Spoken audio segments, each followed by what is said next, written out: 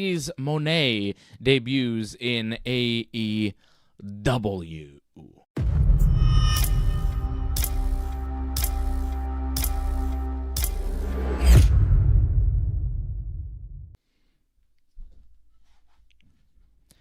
AEW. Johnny North, my main man. How are you? Not bad, Dave. I thought we had a big week of wrestling this week on both sides of the fences, so a lot to talk about this week. Yeah. I feel like WWE did a lot more, especially tonight on SmackDown. They announced like half of WrestleMania tonight. A lot of matches made here on SmackDown. WrestleMania got filled out in a major way this week in the WWE. Let me just run down some of the matches they made this week alone. How about tonight? AJ Styles versus LA Knight was made official.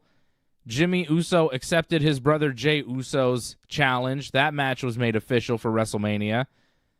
A triple threat match for the United States Championship made official tonight on SmackDown for WrestleMania. Logan Paul defending the U.S. title against Randy Orton and Kevin Owens in a triple threat match. All those matches officially made tonight on SmackDown for WrestleMania. Add to that, on Raw, we have Sami Zayn versus Gunther for the Intercontinental Championship made official. I would say official pending further review on that match. I'm not sure if Chad Gable doesn't get added in, but that match announced, made, technically official now, and a 6-way tag team ladder match for the Tag Team Championship also announced on Raw this week, and we saw some of the qualification matches take place tonight on SmackDown. We'll see more next week, and that made in the WWE. So just a slew of matches made for WrestleMania tonight, and a couple of them on Raw as well. Big week for the WWE, setting things up for Mania. AEW, had a show. They had Mercedes Moné, their big debut. They had a very good episode of Dynamite. I didn't feel like news-wise it was a big week for AEW, but for WWE, I feel like a lot of news came out of that company. Well, it did in the sense that things got confirmed, but I think a lot of those matches, you already had a good idea that was going to happen anyways. They just made it 100% for sure it's happening. With AEW, there was more things that happened, though. I mean, Mercedes obviously was the big story, but Darby Allin, that was supposed to be his last match, and it will be his last match for a while, but he's actually not going to Mount Everest now. He's not doing the climb. So that's kind of big news. He's not? Oh, you didn't hear about this? I guess this is kind of breaking now. Is that the match with Jay White, he broke his foot. So he has to delay his climb now. Oh. I mean, you saw that match. That match was very violent. I mean, Darby Allin didn't hold back whatsoever, and crazy enough, he actually got injured in that match. That was the best match I saw this week. Yeah, I guess so. I like the Gauntlet match. I thought the Gauntlet match was pretty good, but yeah. Gauntlet matches are so long, though. Like, what part was the best? Like, there were so many. Right. It's like 6-7 matches in one. It lasts like an hour, and it's a bunch of guys, and it was good. I mean, Sammy did a really good job. Gable, Shinsuke. It was good. But that Darby match was ridiculous. Right? It was unbelievable. Well, it's ridiculous, too, like, when you see when he broke his foot and the fact that he kept going after he broke his foot. It's really incredible what he was able to pull off after the fact. Like, it's quite amazing, and it's sad that happened. But, yeah, like, what a fortunate opportunity here. They could make a storyline out of this, because the whole thing, how it ended, I mean, we're jumping ahead here a bit, but Jay White did the whole angle, like, smashing his foot, so now he can take credit for taking him out and canceling his climb. Do you think they did that on the fly? No, I think the whole idea was to take him out. He's gonna be gone, Right. But I don't think they planned for him to be gone in this capacity where he's actually hurt. But they targeted the foot in the post-match attack, and he happens to have an actual foot injury. That's kind of a weird coincidence. I guess. I mean, it's a nice coincidence when you think about it. It just works out very well. But I mean, you saw that bad shot with the chair. I thought that was kind of weak, the way it was pulled off. And maybe that's why it was. Maybe they knew ahead of time, hey, he actually was hurt, so let's not kill him on this one. They clearly did not. Well, that was a pretty good episode of Dynamite this week, which we will talk about. But I do want to start with the WWE and what we just saw on SmackDown. The Rock opening up the show, a big angle at the end of the show involving Bayley and Damage Control, and I think kind of a letdown. I want to give a shout out to some of our members here. Angelo Contagonis is in the chat.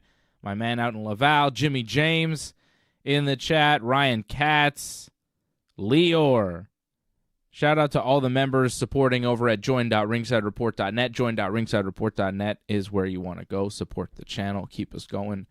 Help us keep the lights on. Help us buy new cameras. Look how nice we look. We got new cameras. I got a new camera here in the studio. Johnny North has a new camera going.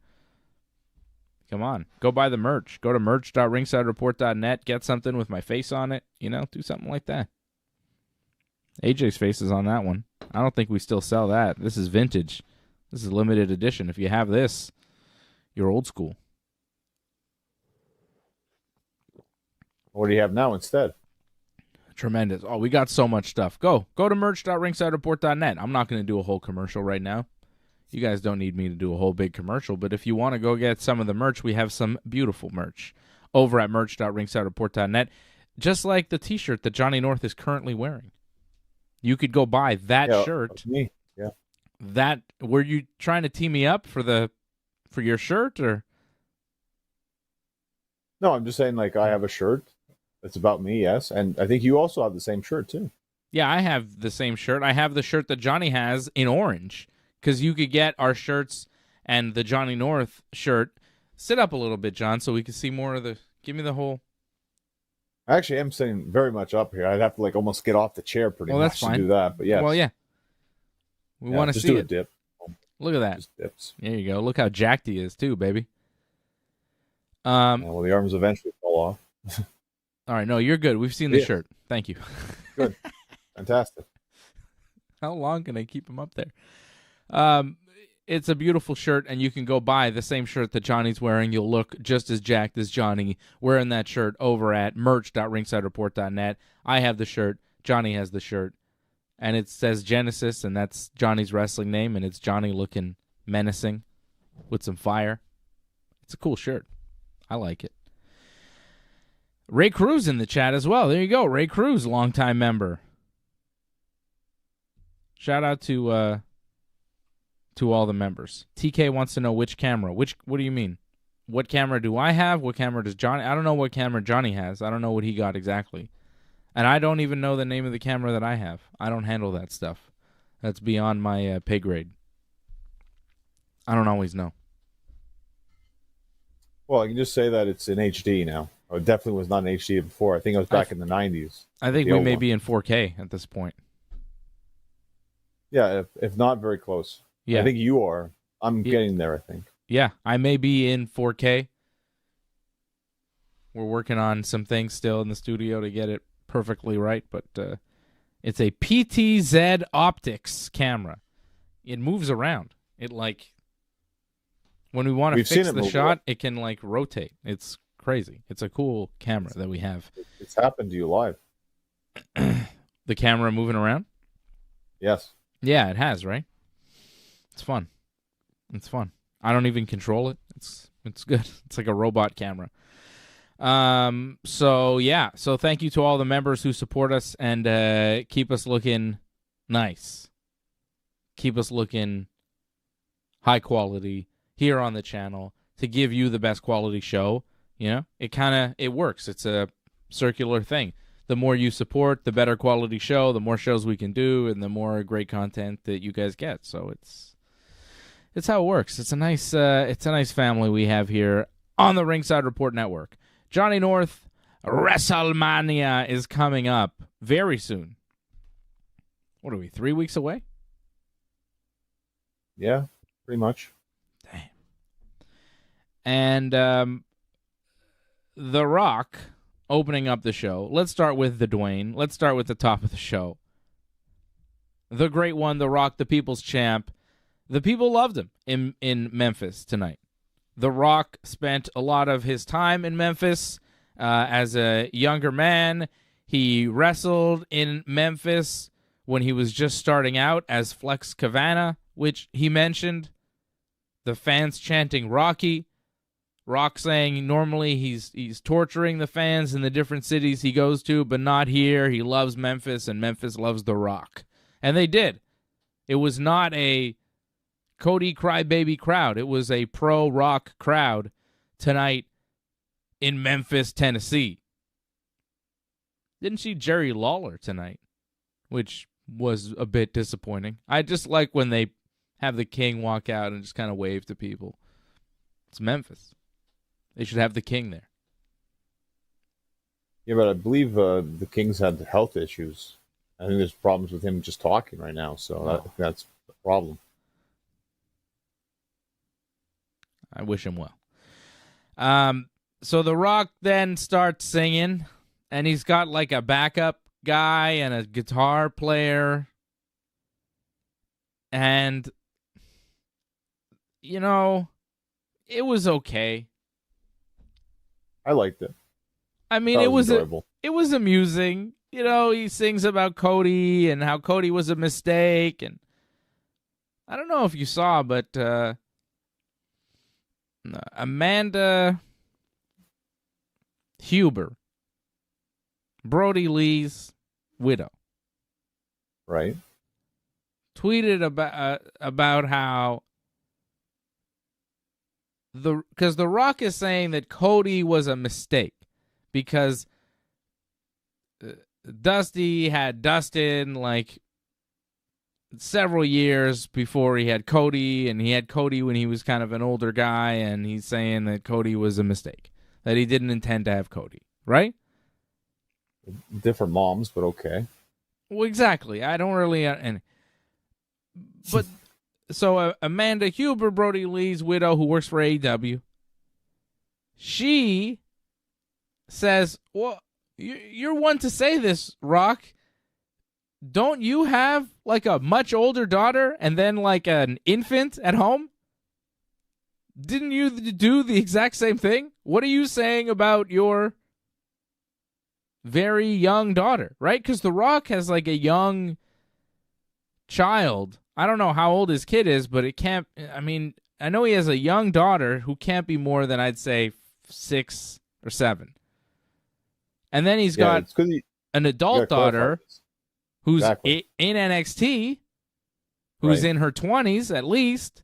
So you go, okay, well, there's like a 20-year difference between your kids here, Rock, and you're talking about Cody and how he's a mistake because there's a 20-year difference between him and his siblings. And you go, well, what?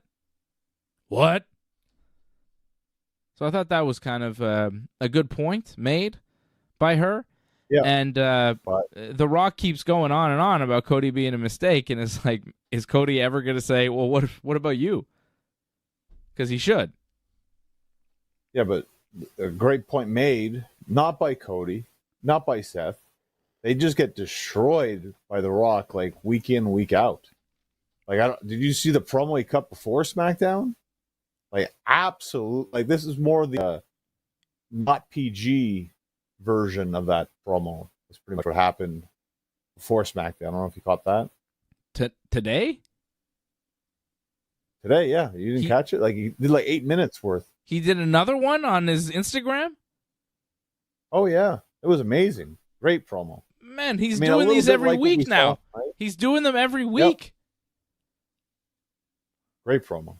Like, yeah. Destroyed Cody, though. Like, absolutely destroyed. Like, pretty much the whole crying thing, but not holding back whatsoever about how he said, like, Cody is, like, horrible and terrible. Like, just swore beyond belief about how Cody's terrible because he cries. Oh. It was great. I need to see that. That's what I want to see. Because this promo on SmackDown was like, See, the promos he's doing on Instagram have been way better than the ones he's doing on SmackDown. Well, this is the PG version, is pretty much what he cut here. Yeah. But yeah, the Instagram one was fantastic. And of course, he destroyed Seth. Well, I mean, I thought he destroyed Seth pretty good, though, on SmackDown here as well. Like, I thought he got that point across very well. He pretty said, much just saying, he said Seth is less popular than his wife, and he's going to take the title away from him. No, he make it disappear. Yeah. Love it. I mean, but he said that before. It's kind of like, all right, he's kind of rehashing the same things. The final boss thing I thought was good, calling himself the final boss.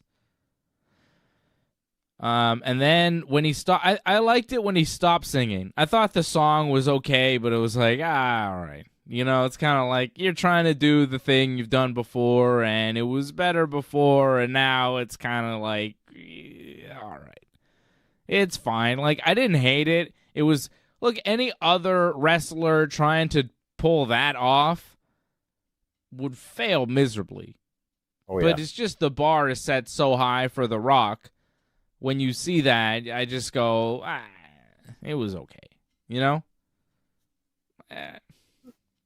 I get you, but I thought the setting was good, Memphis, and the fact that, you know, he wanted to sing a song there, and I thought he had some good lines there as well. He insulted one of the guys who plays basketball for the Grizzlies there. Thought that was really nice. I didn't get it. I don't know that. Like, everyone else in the arena got that, and that was a great line. But I didn't get it, though. But, like, yeah, I recognize that it got a pop, but I didn't understand. Like, I've heard the name. I don't know anything about guns, and this guy, Ja Morant is his name? Oh, he just plays for the Memphis Grizzlies. Yeah. I don't know much about him. I know more about Ja Rule than Ja Morant. I don't know this guy. So, I don't know. But, I thought the song was okay, but then when he started talking about, how Cody slapped him last week, and he started making fun of Cody crying about giving the title to his mommy and saying he's not going to give anything to his mommy. And then he starts talking to Mama Rhodes and says he's going to beat Cody real bad at WrestleMania. And Cody is going to, she is going to get a belt, but it's not going to be the WWE Championship. It's going to be this weight belt that he pulls out, and he's going to whoop Cody with it, and he's going to make him bleed. And then he's going to give the belt to Cody's mom because he wants her in the front row while Cody gets destroyed and loses. And then he says when he gives the belt to her, he's going to say, what's the line? What can I say? I'm not going to sing it, but you're welcome. It's from that Moana, right? He was singing the Moana song? It's a popular song. I'm not sure where it's from exactly, but I know it was a popular song. I think it's from that movie that he's in, Moana. Oh, is it? Wow. Yeah. Like, I think he sings it. Again, this was good, but you really got to see the uncensored version on Instagram because that was even better. I think you'll like it even more. What can I say except you're welcome? Song by Dwayne Johnson. You're welcome. It's a song from Moana. So, and I thought that was just so dark that when he gives the bloody belt to the man's mother, who he just beat and bloodied the man, and then he goes, "What can I say but you're welcome?" Like, from the goddamn Disney movie that he's in. It's like, oh, you evil bastard. It's just so, it was so good. And the look and the, it's like, oh, that's a song from the movie.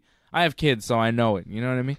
So it was like, oh, Dwayne, you bad motherfucker. I loved it. I popped. So that was really good. Because it's like this wholesome, like, movie, Disney movie that he's in. It's like beloved. And then he turns it into this horrible thing. It's like the real guy behind it is goddamn evil and will bloody you and then give the belt to your mother full of your blood. Woo! That was hard. That was a hard line from The Rock. I got to see that Instagram promo because he is great. Oh, you do? He's the great one. I'm going to see it. I'll watch it as soon as this show is over.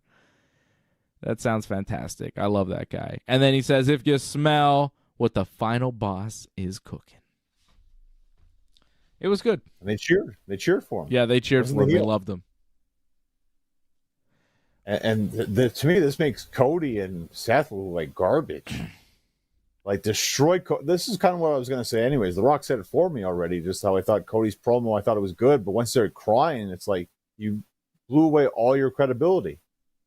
Like, you did the whole slap on The Rock, and then you come out crying? This is pathetic. And then The Rock completely destroyed him tonight because of that. And what are they going to say back to this? Absolutely nothing, except something stupid again, like some sort of diarrhea line. No one wants that. It's very one-sided, this whole feud. And I don't know how people get behind Cody and Seth. They're extremely unlikable. I kind of liked Cody's promo on Raw, though. With the crying? Really? Wow. I felt it. Like, I mean, I believe the emotion. I didn't believe the tears, but okay. He's done it before. Well, he's a crybaby.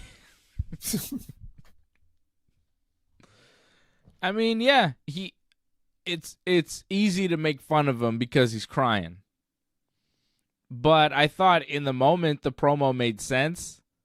He's emotional. I mean, it's kind of like Dusty kind of was that type of wrestler too. Like, he would almost cry. Did he fire up? Yeah. Well, Cody's going to fire up. I didn't hate the Cody promo, but I do recognize that The Rock is doing better work. He's also not wrestling. And I think that helps us with our enjoyment of him. Because if they were long matches instead of long promos, I think we'd start to, have enough. Because I don't know if the matches are going to be that great when he actually steps in there. But the promos have been fantastic from The Rock. I'm not worried about the match, though, because it's going to be a tag match. Remember when The Rock came back for a tag match when he teamed with Cena? That was a great match. Yeah. Like, tag matches, I think, are perfect for The Rock. No, I'm just saying Cody is really, he's doing the work. Pardon the phrase there that Cody uses. But he is. Like, he's putting in the work. He's wrestling. And he's wrestling good matches. Like, I have respect for Cody. I can't help but respect him, and I do like him. I do want him to lose at WrestleMania clean. I think the most hilarious thing would be for Cody and Seth to win on night one, and then you have a clean match with Roman the next night where you expect him to just win, and then Cody loses, and Roman wins clean with like a guillotine and chokes him out, and then the whole place goes nuts. I think that would be the best thing ever. It would be hilarious. I don't think they're going to do it. I think Vince probably would have done it, but I don't think the current regime in WWE will do it. We'll see. Well, looking at when they've done rematches back-to-back, Taker did beat Shawn back-to-back. But I feel like that's the only time it's ever happened when someone beats someone back-to-back at WrestleMania. All the other times, if they've ever had a rematch ever, it's never won twice. Remember with Cena and The Rock? Like, they split that. Yep. How about Rock and Austin? Was it 1-1-1?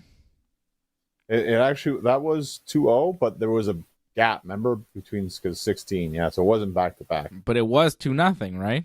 It was 2-0, yeah. For Austin. Yeah. The Rock got one at 19, but yeah, it was 2-0. Yeah. The Rock got one, and then that was it, right? But again, not back-to-back. I mean, to expect people back-to-back and back-to-back win the Rumble and not succeed, hard to believe. But anything can happen, right? If he finishes the story, where does he go from there? if the story ends, what do you do with Cody Rhodes? If the story ends with the WWE Championship, you kind of have a WWE Champion who's reached the end of his road as he becomes WWE Champion. It's just a weird premise. Finish the story. Finish the story by winning at WrestleMania, and then what? Is there another story? What's the other story? Fans turn on Cody? Cody becomes heel? Like, what's the next chapter? I'm just not clear on what the plan is right now. It seems like their plan is to go with Cody beating Roman at Mania.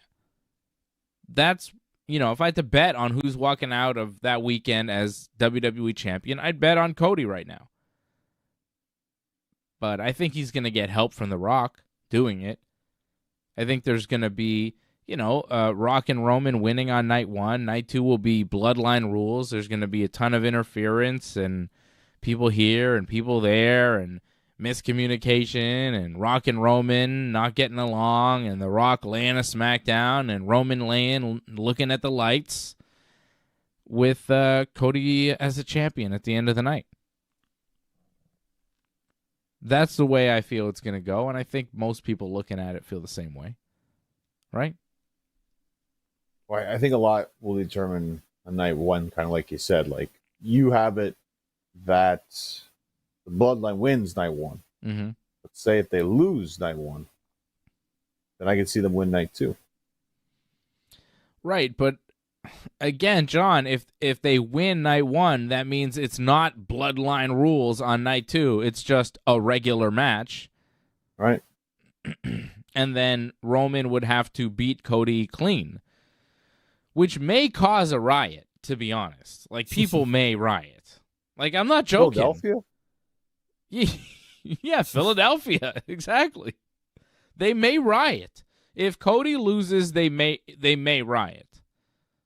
If Cody loses clean to Roman Reigns, like if it's a guillotine and Cody goes out and the bell rings, people might go nuts. It's tough to say because Philadelphia, like you said, it's a different kind of crowd. Like, you felt going into this that Cody might get booed. And the way it's kind of going, I don't think that's impossible. Yeah. Well, I think it was interesting tonight that it does matter where they go with The Rock. The crowd, the city matters. Yep. Because Memphis, Tennessee tonight was a pro-Rock crowd. When The Rock pulled out the weight belt,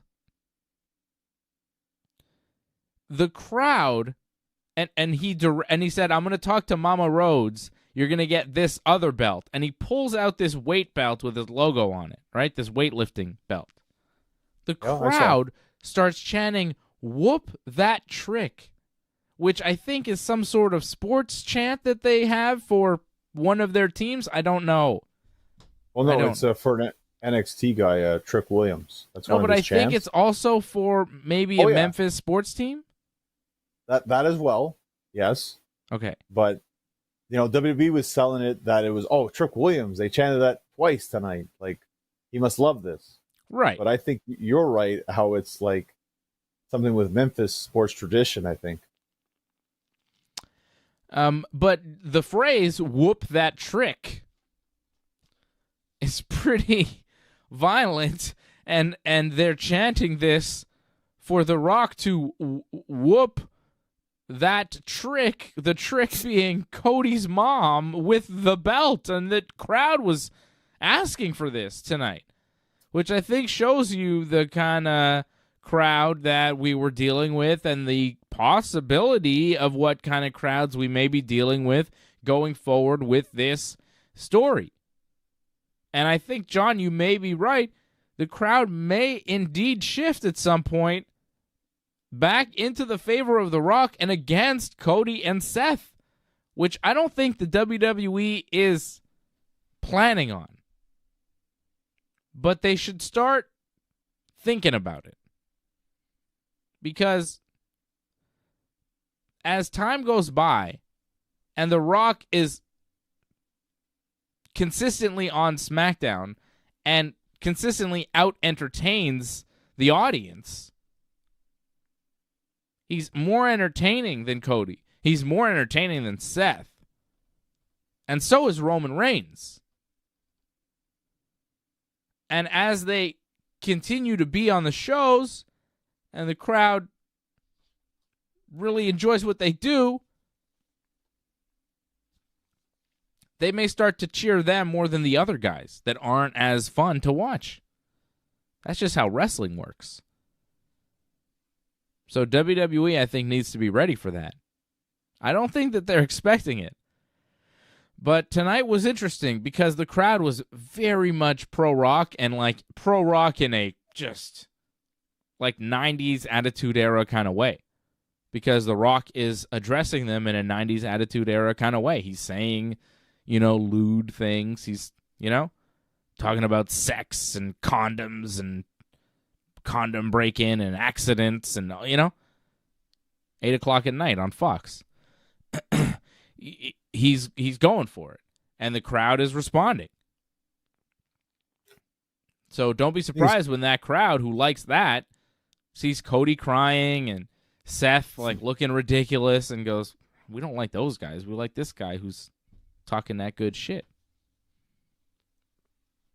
Didn't he say because one of the women yelled up from the crowd that they love him, and he says well, that's the kind of woman that he likes, like drunk and horny, Yeah, he said that, right?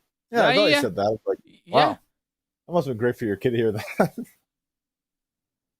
Yeah, I don't think he knew what that meant. I was kind of talking to my son. Wasn't really watching the promo. I was talking to him while it was happening. He wasn't really watching. He wasn't paying attention because I don't really want him watching these Rock promos. Not the Instagram ones, that's for sure. No, definitely not. But even the ones on SmackDown are PG at best. He's pushing it. Yeah, he's pushing it. I'm entertained. I'm good with it. He's doing a great job. He's showing up every week. We get The Rock every week on SmackDown. I mean, do you believe this? I don't know about next week, though. I think next week it's just a one-on-one face-off. Cody and Roman, I think, next week. Yeah, next week we get the Tribal Chief. We need that, though, because I think Cody and Roman, we need to get more of the focus back on them because it's too much focus on the tag, which I get. But we need to focus more on the fact that this is the true main event of WrestleMania. Mm-hmm. And this is the match you should be looking forward to the most. The tag match is good, but that's one night. And then night two, the match that ends the show, we got to get more focus on this. I do want more focus on Roman Reigns. Yeah, I agree. And Cody. Against Cody. Yeah. But I feel like as people that have been through this whole run of Roman Reigns, we've got so much invested in this guy, Roman Reigns, who's been the main character in WWE for so many years. The fact that he's now kind of like a side character, but is still the champion and has been champion for 1,000+ days I don't know. It rubs me the wrong way. I don't like it. Well, The Rock calls himself the final boss, which is kind of odd. When you think the world champion should be the final boss, right? I don't think The Rock is the final boss for Cody. I think he's the final boss for Roman. Well, that's interesting. But we got to wait, see how that all plays out. That's not going to happen, obviously, this year. Maybe next year. I'd really like to see Roman somehow come out still champion. Yeah, I'd like to see it too, to be honest. But, I mean, they've kind of wrote themselves into a corner here where it's like, it kind of has to be Cody, I feel. It doesn't, though. Why does it have to be? Because the fans will be upset? Well, how can you get people excited again for this match 2 years in a row? I mean, if you've done it and swerved them twice, how can they really get excited for it ever again? I question. I don't know if they could. I feel like it's almost like now or never for Cody. Does he have to be the guy to take it from Roman? Can he just become WWE champion another way down the road? Of course that's going to happen. But yeah, that's it. It's either now or he's not the guy to beat Roman. Mm-hmm. So maybe he's not. Like, I'm okay with that concept, that he's not the guy to beat Roman. I'm okay with him being the guy, but, I think they could find someone else. And I think that there are good reasons for him not to be the guy to beat Roman. Like, for example, just saying, playing devil's advocate here, he's the same age as Roman, so what's the point of passing the torch to a guy who's got the same amount of shelf life as the guy that is holding the torch? And, okay. Well, I think that's a good point. Usually when you're going to pass the torch to somebody, you're going to pass it to somebody who's younger, who's going to carry the company forward. Not a guy who's going to be your peer, who's going to, already a big star. It doesn't... If you're going to have a big win, you're going to elevate somebody. I mean, does Cody even need it because he's already such a massive star? Beating Roman is going to be the biggest achievement you're going to give anybody on the roster.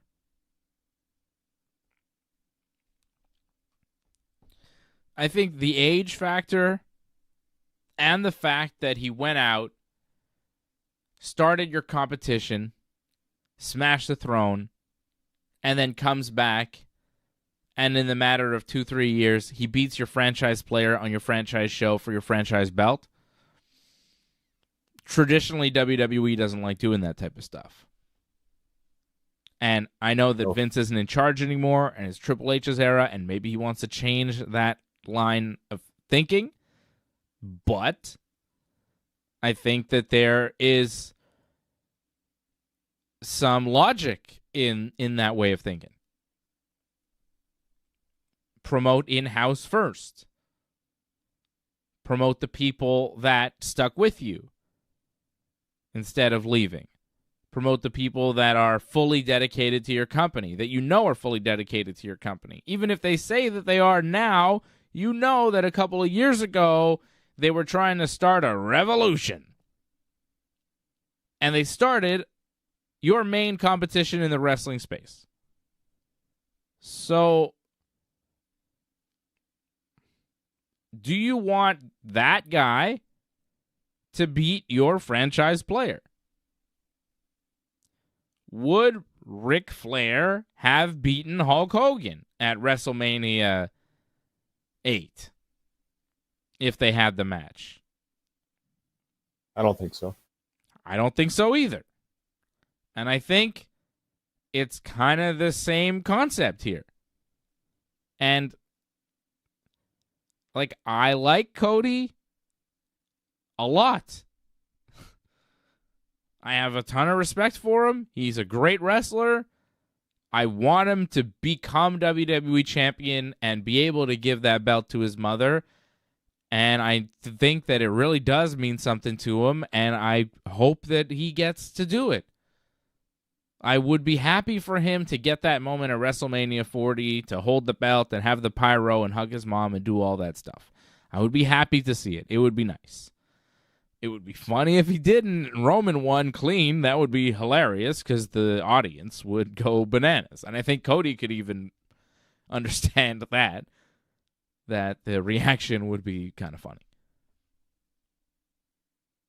But traditionally, the outside guy is not the guy they promote to beat their franchise player. I don't know how they see Cody. Is he still the outside guy, or is he their guy that just went away for a bit and is back home? What do you think, John? Well, I feel you're looking too much on the way it used to be. And I feel the thinking now is what's going to get the best reaction. I feel that's the way they kind of go for it now.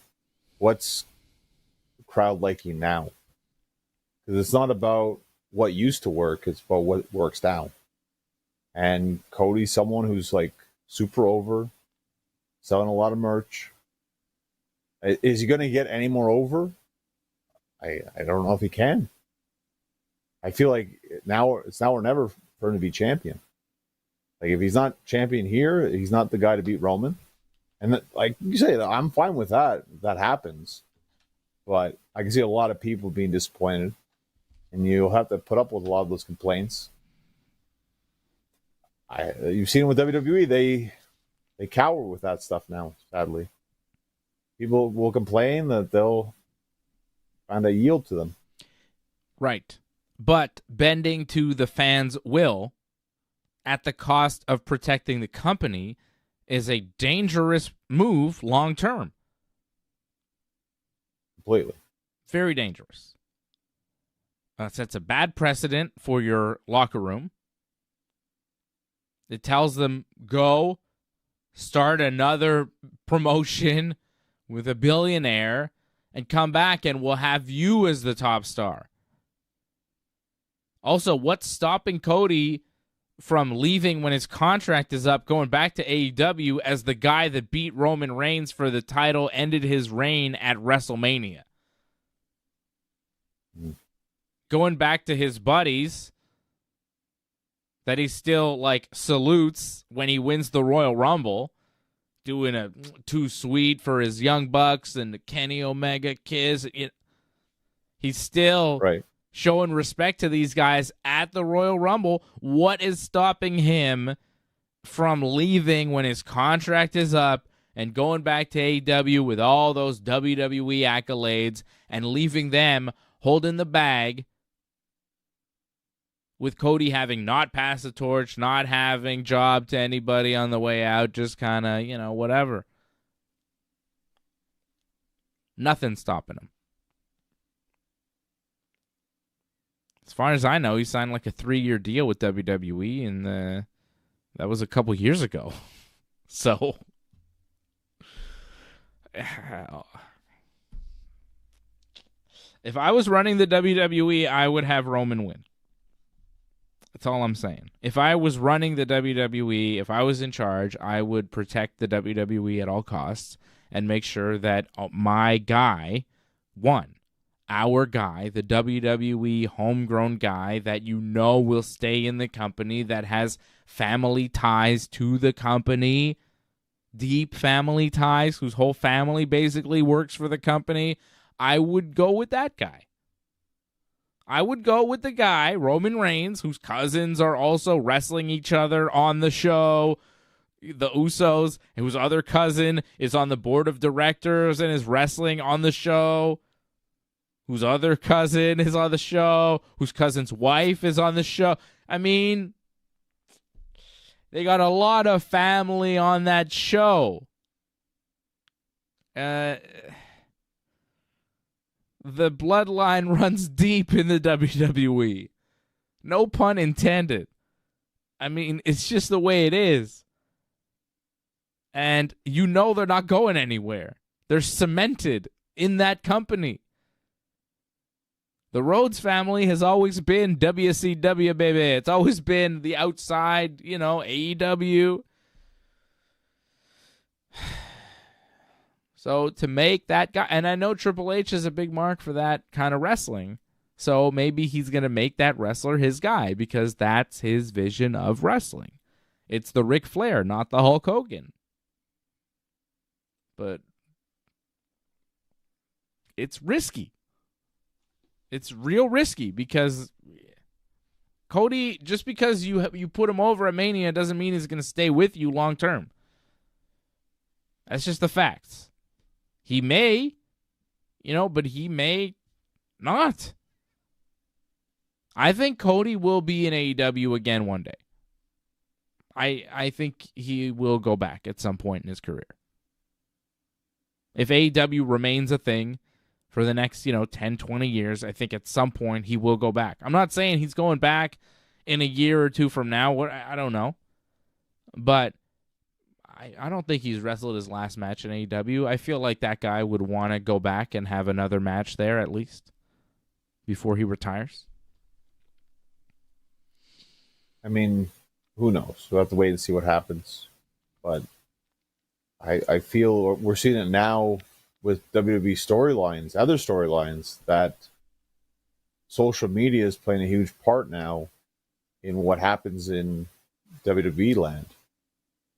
And I detested this so much. I thought this was one of the worst things I've ever seen.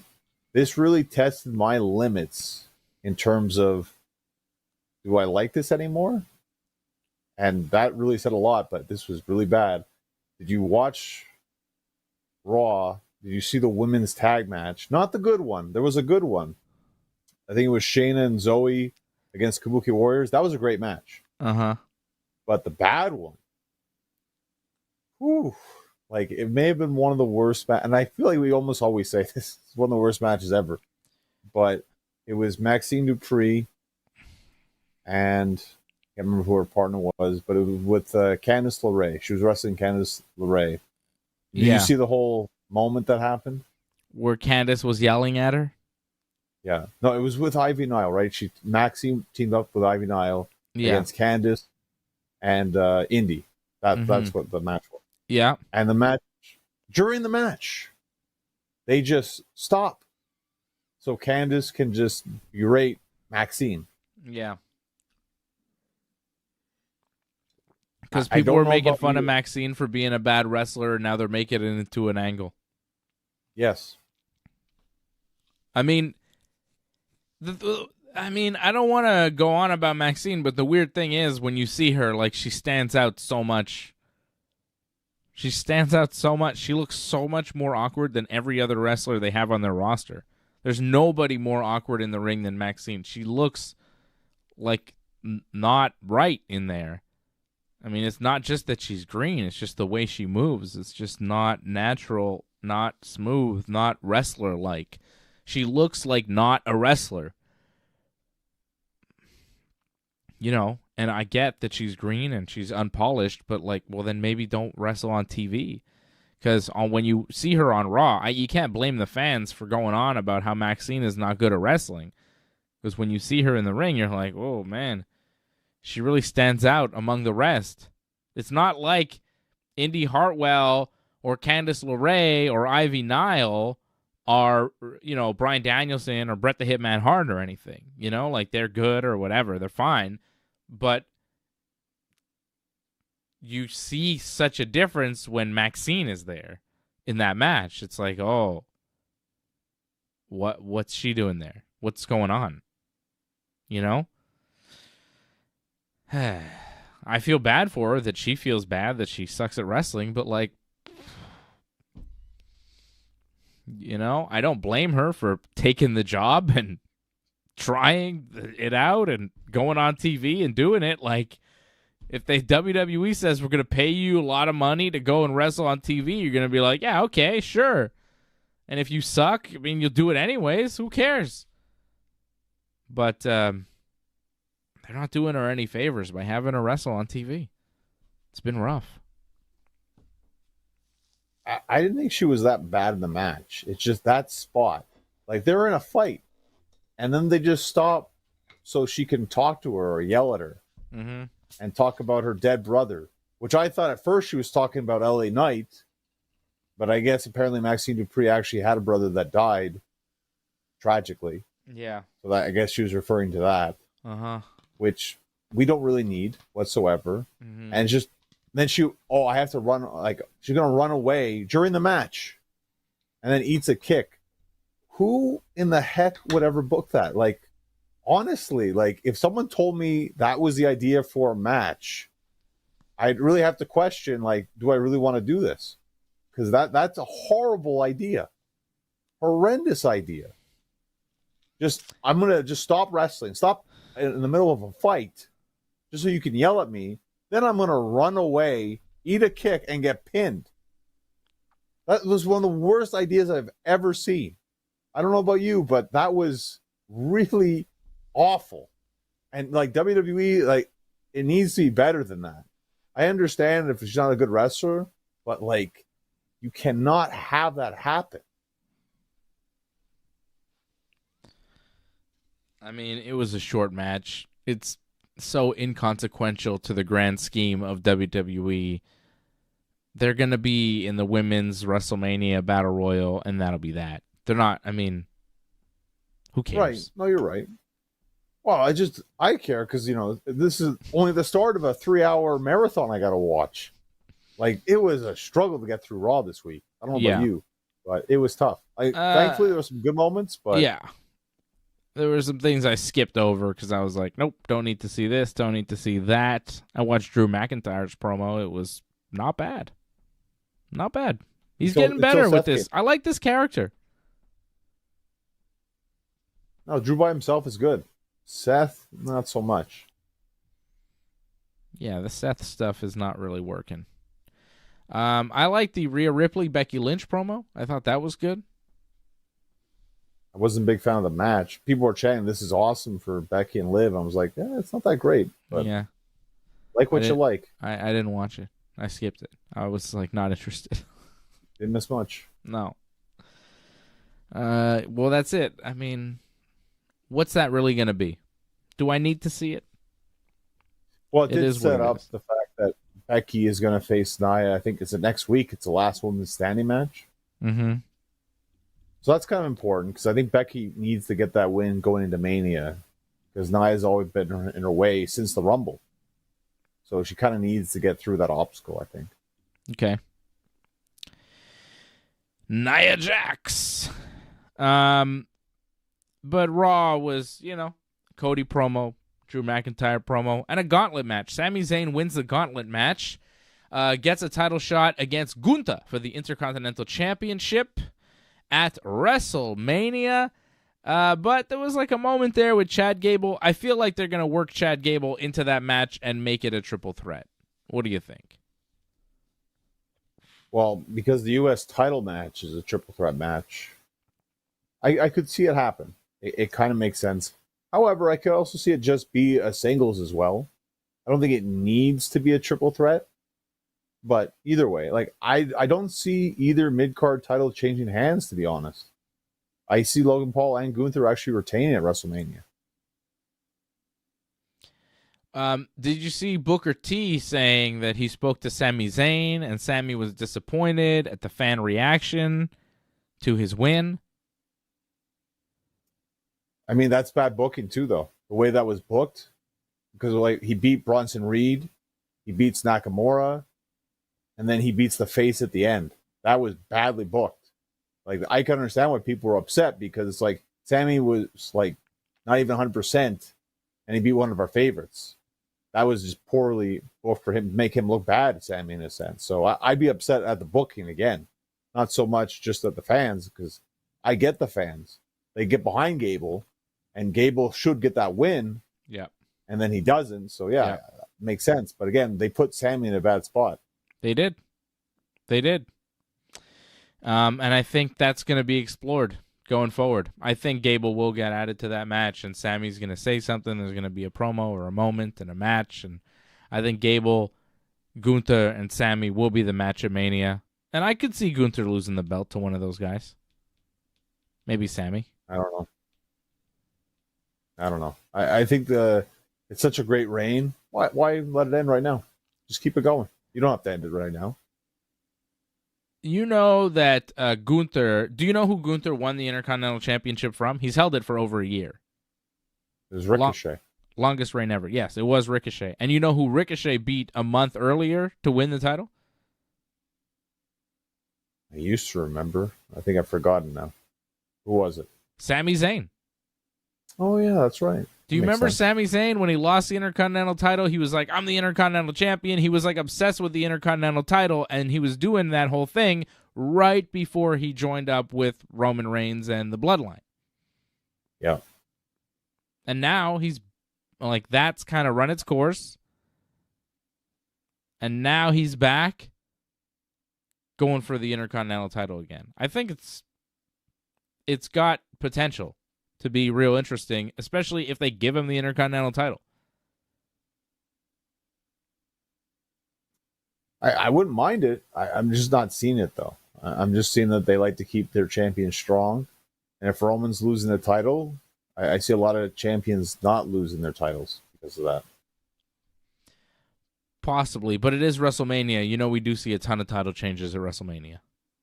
Well, you expect it. I mean, you're expecting either one of the women's titles to change hands, right? And it looks like the tag team titles, like almost for sure, are changing hands, right? Yeah, I'd say so. Although you never know. It's not like they have a bunch of great contenders that could take the belts, right? Can we just mention that? Like, that's a mess, that whole, like, tag team, like, six-way. Yeah, like, what even the hell? the setup to it, it's a huge mess. Yep. I kind of understand it, but not completely. So it's a six-way tag team ladder match for the tag team title. 6 teams. There's no Six tag. teams. Just say 6 teams. 6 teams, 12 guys in a ladder match for the tag team titles. Finn Balor and Damian Priest are the champions, of course. They are defending. Tonight on SmackDown, they had the 6-pack ladder match tag team title tournament bracket 1. And I was like, what? What? The what Me now? too, yeah. And then they're like, okay, we're going to have some matches. And then the winners of these matches will face each other. And then the winner of that gets a spot in the ladder match. And I go, you have enough teams to do all this? Seems like too many matches for the limited number of tag teams, but they're going to try. So tonight we had a couple of those matches. We had Legado del Fantasma, which was Humberto and Garza. They beat the LWO team of Cruz del Toro and Joaquin Wilde. And they advanced in the tournament. And now they will face, at some point, they didn't say who, when, but at some point they will face Tyler Bate and Pete Dunne, who beat Pretty Deadly, to advance in the tournament to face Legado del Fantasma, and the winner of that match will be in the ladder match at WrestleMania. They'll get one of the 5 remaining spots because one of the spots are, of course, for the champions. And they also said that it will be 2 teams from SmackDown and 3 teams from Raw. That's right. Which didn't make a ton of sense because the tag team champions are already on Raw. So really in the match, it'll be 4 teams from Raw and 2 teams from SmackDown, which is weird. Well, I think this is why they're doing the tournament thing, because not all the SmackDown teams can be involved. So that's why they're kind of pushing it all into one. I feel the Raw's not even going to do a tournament, I think. I think it's just those 3 matches they announced. And that's it. Whoever wins those matches, I think, are in. They announced matches for Raw? They announced, I believe it's New Day against Alpha Academy. Okay. I believe it's DIY versus the Creed Brothers. And there's another one that I'm blanking on right now. But there was another match as well. Oh, I think it's Miz and Truth against some team. Maybe it's Imperium, possibly. Okay. I'm trying to get that info. I don't know. WWE Raw. For sure, those first 2 are right. Matches. Miz and Truth, I'm not sure about though. But I would think whoever Miz and Truth are facing, Miz and Truth are definitely going to make it to WrestleMania because the whole feud is kind of based on R-Truth had this idea for the ladder match. So R-Truth and Miz, I think, are going to be in the ladder match. And to me, they're the favorites to win the ladder match. Because I thought they would just do them against Priest and Finn anyways. But make it a ladder match. You know, backyard wrestling sells, so why not? It's such a mess. I don't understand what. 11, huh? So they have so they're going to have qualifying matches, like a mini tournament on SmackDown, and then on Raw they're just going to have qualifying matches where the winners go straight into the match, probably. I think. They didn't exactly state there was a tournament involved on Raw, but... Yeah. it's real convoluted, real weird, and then the match itself is just going to be a car wreck. So, yeah. Six-pack ladder match. Into Sheer against Miz and Truth. That's it. Yeah, Miz and Truth are definitely winning. And on SmackDown, they announced some matches, too. Street Profits against AOP, I think. Yes. And then Theory and Waller against... Gallows and Anderson. Oh, Gallows and Anderson. I think Theory and Waller are going to win. I think they'll be in it. Wait, Theory and Waller, and then the other team is... Street Profits. Street Profits are for sure qualifying for that. They're going to be in the ladder match. Yeah, makes sense. Right? I think those guys probably qualify. Yeah. Main event of SmackDown tonight was real disappointing. So Bayley is wrestling Dakota Kai, and Damage Control just attacks Bayley and causes the disqualification, and they're just beating up on Bayley. Naomi comes out, tries to make the save for Bayley, but then she gets taken out. She gets beat up. The crowd is chanting EST. They're in Tennessee, where Bianca Belair is from. I was expecting Bianca to come out, decide that she will help Bayley because she's going to help her friend Naomi, and she will go up against Damage Control, and she will side with Bayley, and maybe it'll be Naomi and Bianca versus the Kabuki Warriors for the tag team titles at WrestleMania, and we'll start setting that up tonight. But no Bianca. It's her home state. I think she's from Knoxville, so it's Memphis, but still, they're in Tennessee. The crowd was chanting EST. It seemed like the moment for it, and instead of like a big pop ending to SmackDown, it was just flat with Damage Control standing over Bayley with Naomi, who attempted to help but failed miserably, and Bianca not there. It was weird. It really felt like the time for Bianca to run out, make the save, and then her and Bayley to kind of stand together for the first time, but it didn't happen. I guess they're waiting. I think it is going to happen. No, you're right. It's going to happen. It's just, yeah, like you said, it's not the time right now. They want to build it. Also, I don't mind it when the heels get the over to end the show. You actually don't see it that much. It's more like a split or the faces get the one up in the end. So it's nice to see this once we're up. The faces got put down. What's going to happen now? But didn't it feel like Bianca should have come out there when the crowd was chanting EST? It felt like the right... Next week. Okay. Tennessee wasn't the place to do it? You're going to do it in Milwaukee?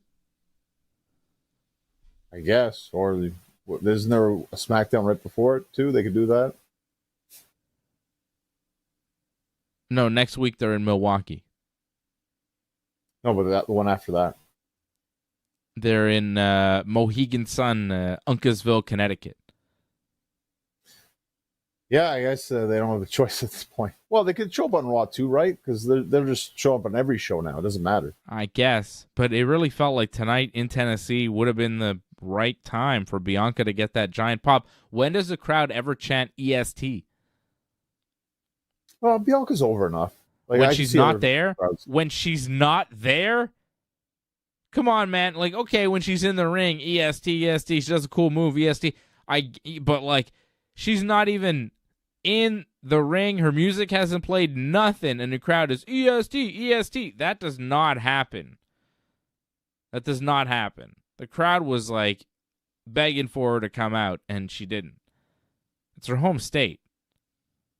I think they expected her. I expected her. The timing is... You're completely right about the timing, but I see the fans still want this. I think you want the fans to crave it more. And this was maybe a good way to help build the fans to anticipate it.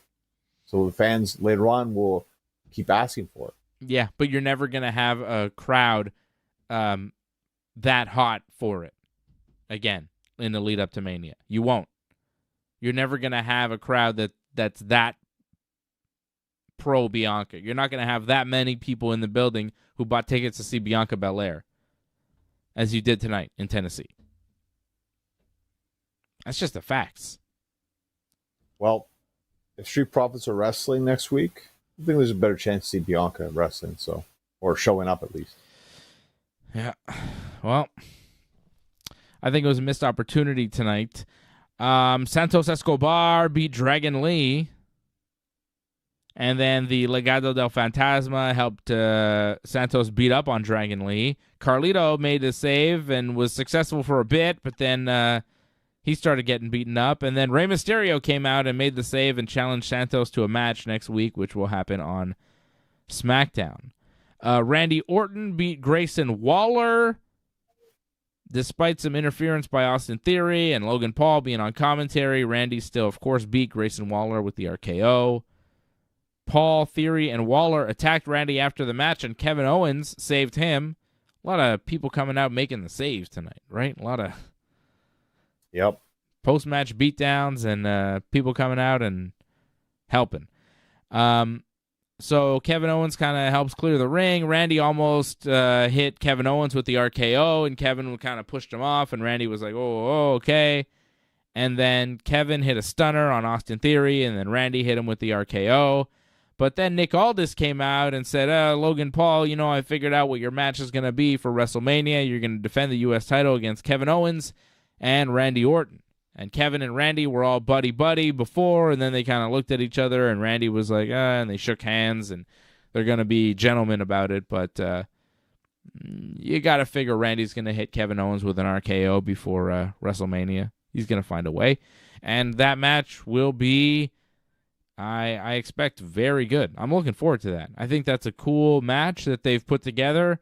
I think it's a fun match for everybody involved. I think it's a great opportunity and learning experience for Logan Paul to be in there with Kevin Owens and Randy Orton at a WrestleMania. I think it's a cool match for Randy Orton to be in, and I think it's a cool match for Kevin Owens to be in. It's a big featured match at WrestleMania with a big star and Logan Paul, and Logan Paul's in there with two legit Hall of Fame pro wrestlers. I expect a very good match. Kevin and Randy can lead Logan Paul to something special. So, yeah. And I haven't seen Randy and Kevin work together that much. I'm interested. I think that match will be excellent. I've seen them work before. It's been a long time. It wasn't that good when it first happened, so I imagine now it's better. So I expect the match to be good. Logan Paul in there as well. There should be a lot of great action back and forth. I am expecting Logan Paul to walk away with the win, though. Really? Yeah, I can see it happen. Why not? I mean, they have Cleveland's going to be SummerSlam, right? He announced that they're going to host it. Yeah. I think he's going to hold the title to them, maybe. He might. Yeah, they did say Cleveland in the football stadium, the Cleveland Browns football stadium, is where SummerSlam is going to take place in August. And Logan Paul was the one to make that announcement because he's from there. You might be right about that. LA Knight cut a promo on the stage calling out AJ Styles, and then AJ showed up and hit him with a chair and accepted his challenge for WrestleMania. So AJ Styles, LA Knight, official for WrestleMania as well. That should be good. Good promo from LA Knight tonight, as always. Yeah, I mean, it was the standard stuff from LA, but I mean, the fans love him. It works. It's good. AJ was fine with the attack and accepting the match. This was fine, but I think the problem, if anything, was just that it was just okay on a show where you had some pretty big moments. Some moments, like you said, were kind of disappointing. This just fell into it happened. It was all right. Mm-hmm. Yep, but it was a big show. Overall, SmackDown tonight, big show, good show. Jimmy Uso, Jey Uso made official as well. Jimmy Uso accepting that challenge. A lot of matches announced for WrestleMania. Like I said, AJ Styles, LA Knight, the 6-way tag team ladder match. Sammy versus Gunther for the Intercontinental. Uso versus Uso. Kevin versus Randy versus Logan. Ray and Santos is next week on SmackDown. But all those matches at WrestleMania, huge. Just massive matches announced this week. Uso versus Uso. I fully expect Jey Uso to win that one. But we'll see. Yeah. It's like what, 10 matches announced so far? Let me tell you. I can tell you exactly how many matches we have. Official. 9, 10. Yes, 10. Official. Like, we have the rumored ones as well, I'm sure, still. Yeah, 10 are official. Bloodline, Rock and Roman versus Cody and Seth. Seth versus Drew. Roman versus Cody. It's 3 matches right there. Io versus Bayley. Rhea versus Becky. Gunther versus Sammy. 6-way ladder match. Tag team titles. LA Knight, AJ Styles. Jey Uso, Jimmy Uso. And Logan Paul, Randy Orton, Kevin Owens. That's, 8, 9. Yeah, 10 matches. Official. Over 2 nights. So they will announce more. I expect at least 7 matches per night. So I expect a minimum 4 more matches to be announced, but probably more. Probably, I'd say in the 7 to 10 match range each night. I mean, we're expecting the Battle Royals to probably be on SmackDown, right? Mm-hmm. And we're not even sure what the women's tag titles yet. Is that going to be just one team versus Kabuki Warriors or a 4 corners tag? Because I can see 4 corners tag. I think they could pull that off. Yep. I think it's a good way to include more women on the show. I'd like to see a women's match at WrestleMania that's not for a championship. But they don't really have storylines with feuds and grudge matches in the women's division. I mean, they do, but nothing. Like, do you want to put Maxine against, like, Candice LeRae? Like, I wouldn't do it. But, I mean, there's a story there. I mean, maybe. Oh, no. Not if they're just going to talk in the ring and not actually wrestle. Like, that was embarrassing. Candice LeRae is a seasoned veteran, though. She could probably figure out a decent, 5 to 7 minute match with her. I don't know, but it's about that. I think it's just the way they book their matches. Like, whoever behind that idea has horrific ideas. Whoever thought, like, I'm just going to stop the match so we can talk. Whoever thought that idea is out of their mind. Yeah, well, I'm not saying it has to be them, but I think, other matches would be good for WrestleMania. Okay, AEW, Dynamite, I thought was excellent this week. It was the big show, big business in Boston, Bosstown. It's boss time. It's Ross time. I didn't say that. It's actually the CEO now, right? CEO, boss time. Yes. Yeah. So they open the show with Mercedes Moné, the former Sasha Banks. She comes out, cuts a promo, thanks the fans for sticking by her through everything and injuries and leaving companies and all of this. And she talks about how much she loves wrestling and Eddie Guerrero, and she's excited to tear it up with the great roster and AEW. And she's the CEO. And then she takes off her jacket and starts dancing around. She kind of stripped off some clothing and started dancing for a while. I was like, how long is this going to last? It was just odd that the amount of time she was dancing was like, it felt too long. It felt a little bit like, it was uncomfortable. I didn't like it. Uncomfortable dancing. I don't know. It's like she like kind of stripped and she's wearing like little underwears. Like she kind of strips into more revealing clothing and then just starts like dancing around. And I'm like, is this like, what is this? What are you doing? This is not what we know Sasha Banks for. She's doing like bra and panties matches now. Like, it was an odd choice to strip then dance. I was like, what? This is how you make your debut? I was just confused by it. It wasn't that, I mean, a little dancing because her theme music, whatever, but like, it went on for a while. Right. I was like, why is this still happening? Why are we watching Sasha Banks dance in the ring? Why did she take off her jacket to reveal this skimpy outfit and begin to dance at the end of her promo? It was unusual. I'm not saying it was offensive or it was horrible. It was, the worst thing I ever seen or anything. But it was just like, what is this? I don't get it. I didn't understand. I was more confused by her debut than anything. I was like, and underwhelmed, quite frankly. I didn't think she said anything special. I didn't think her dance moves were that great. It was kind of basic. I don't know. She looked good. She's in great shape. It seems like she had a really bad ankle injury, and I'm happy she's able to come back, and I can't wait to see her wrestle because she's been incredible in the ring. And that's really been her strong suit. The matches have been great. She's really good in the ring. The promos have never really clicked for me. I think character-wise, really good. The presentation, really good. In the ring with a microphone, doesn't always work. And it didn't work for me this time. I like the way they did it. Just, everybody knows she's going to be there. Just throw her out there to start the show. I thought it was a good move.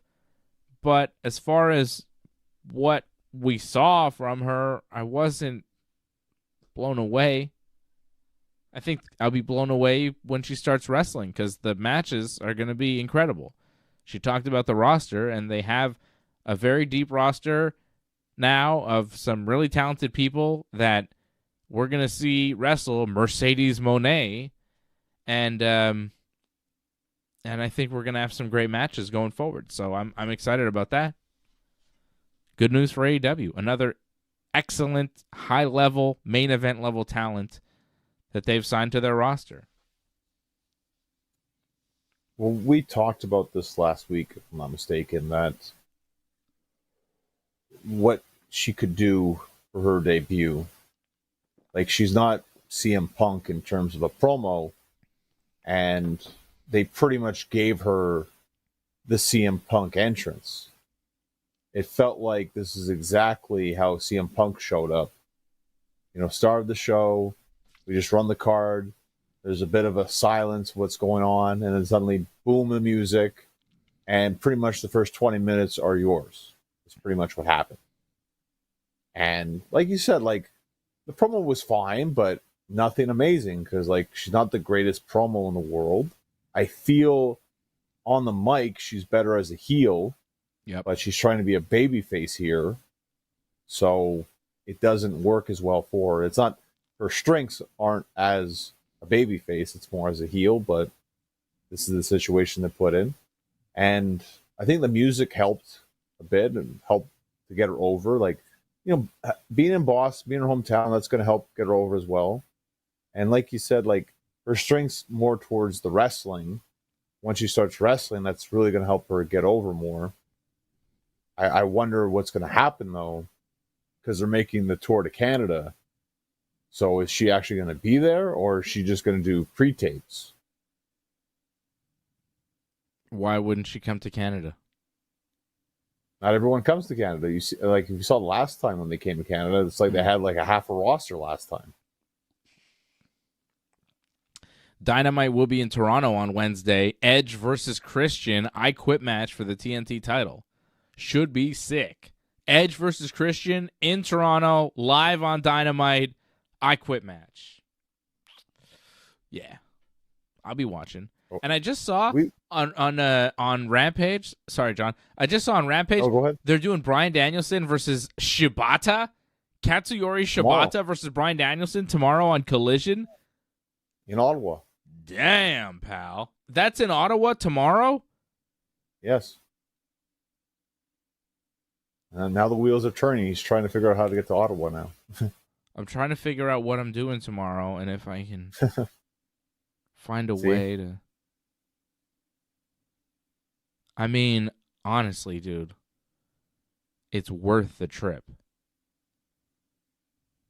Well, one match, really? It's fucking Shibata versus Danielson, man. I mean, I watched him versus Shane Taylor last week. It was okay. It wasn't like, oh, I got to see this match. Who versus Shane Taylor? It was Bryan Danielson versus I didn't Shane see Taylor that. I don't care about that. This is Shibata. It's not Shane Taylor. All right. We'll see. I don't know. Like if you feel you got to go for it, go for it. I don't know. I mean, I gotta go to a 7-year-old's birthday party on Sunday morning. Gotta take my son to one of his friends' birthday parties Sunday morning. Should be real rough if I'm in Ottawa tomorrow night. I mean, you had a rough Saturday last time with the whole daylight savings time. I don't know if you want to go for another crazy. Yeah, I don't think I'm going to go, but I really want to. I'm probably going to just wind up watching it on TV, but my God. I'm very tempted to go because I love Bryan Danielson so much, and I also love Shibata, and the fact that that match is happening within a 2 to 3 hours drive is very tempting.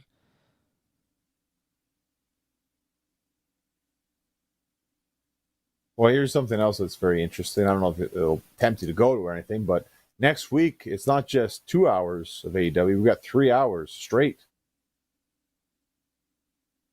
On like Collision, they're doing a Battle of the Belts or something? No, they're actually just doing Dynamite and Rampage back to back. So we're getting Dynamite and Rampage on Wednesday. Live? Live. Next Wednesday? Like the 27th? No, like as in this Wednesday coming up. Sorry. Like, I mean this Wednesday. The Toronto Dynamite. In Toronto, yeah. There's no Collision next week. Right. So the Toronto Dynamite, they're going to air Rampage live right after. So it's going to be Dynamite, Rampage, back-to-back, all on TV, Wednesday night. Yep. On TBS, too. Why aren't they running Rampage on Friday? I believe also being preempted because I believe it's March Madness now, right? You tell me. Something's going on where they're booted off TNT. Okay. So. Is it the same next week, too? Because next week's Dynamite, they're in Quebec City. I feel the week after. Is it not Battle of the Belts next week? So I think they come back with a 3-hour Collision next week. Well, Collision is in London, Ontario next week. Right. In 2 weeks. In 2 weeks. 2 weeks from tomorrow. Right. It'll be in London. Tomorrow, they're in Ottawa. The following week, there's no Collision. And then the week after, they're in London, Ontario. So that might be a Battle of the Belts, possibly. Okay. Big Canadian tour coming for AEW. Samoa Joe defended the AEW World title against Wardlow, beat him with the Coquina Clutch, choked him out. Interesting booking move there. They've been pushing Wardlow real hard. He's been squashing people. He won a world title shot on the pay-per-view. He has the match with Joe, and just gets choked out. Thanks for coming, Wardlow. Cheating. No cheating, no interference, just straight up choked out. And first match, too. Yeah. Like, wasn't the main event. It was weird, right? It was almost like, yeah, Wardlow, you're not that guy. Sorry. No, not even close. It's like AEW was sending a message, you know? It was interesting.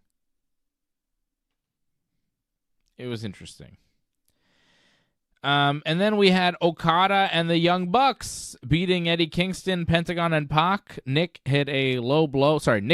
Jackson hit a low blow on Eddie Kingston while Matthew distracted the referee, and then Okada hit Kingston with a Rainmaker for the pinfall victory. I love this pairing of Okada and the Bucks. Just fantastic. The fact that I can watch Kazuchika Okada on a weekly basis on AEW Dynamite brings me so much joy. Seeing this guy on TV is just fantastic. What a roster they have now. What an incredible roster. Okada is the best. He may be the best guy they have. And the fact that I'm saying he may be the best guy they have speaks to how good their roster is. Because Okada on most rosters is the best. But on this roster, because Bryan Danielson exists, because Will Ospreay exists, there's a discussion. but Okada is definitely in the conversation. And he will be wrestling Eddie Kingston for one of those belts on Dynamite. And I hope he beats him and takes it, because Okada should have all the belts and be champion of everything. You're not sold on Okada, John? What's the matter? Well, here was a huge problem because you didn't see Collision last week when it was just Okada and the Bucks against like 3 jobbers. Like, that was a nothing match. Like, what a horrific debut that was.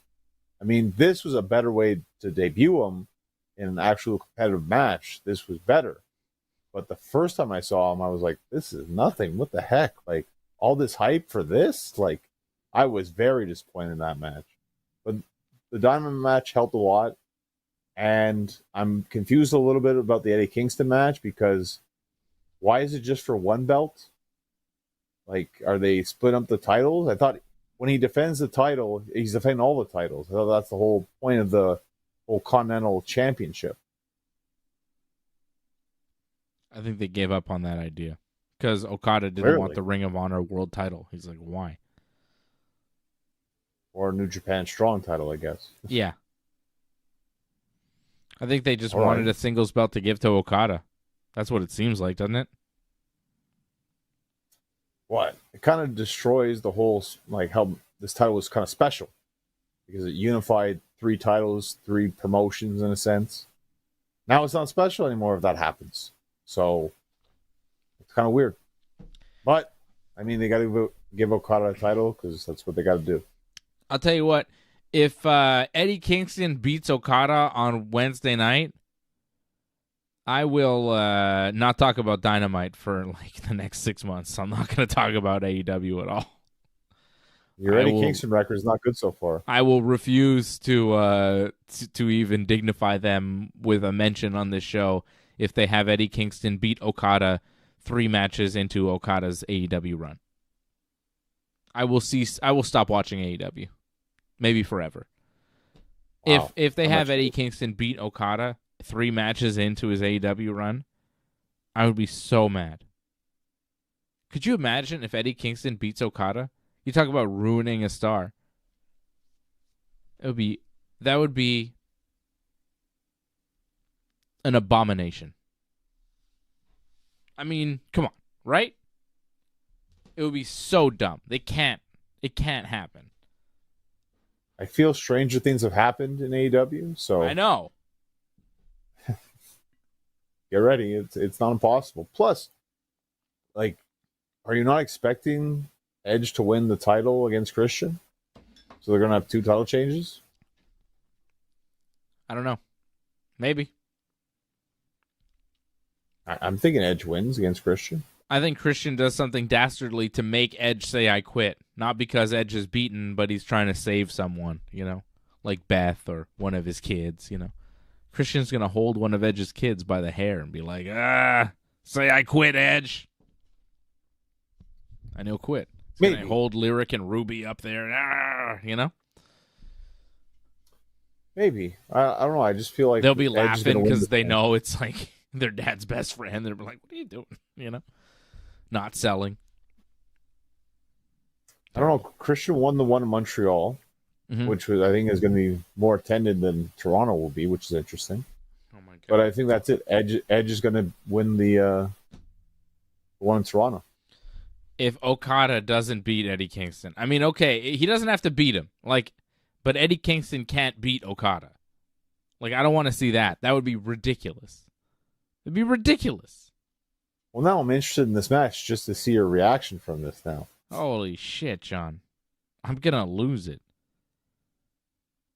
Oh, my God. Bad enough he beat Bryan Danielson, but beating Okada would be stupid. Will Ospreay interviewed in the ring by Tony Schiavone. I can't think of Will Ospreay without hearing Will Ospreay. Because for years he was Will Ospreay. Because you watch him in Japan and they announce him and it's Will Ospreay.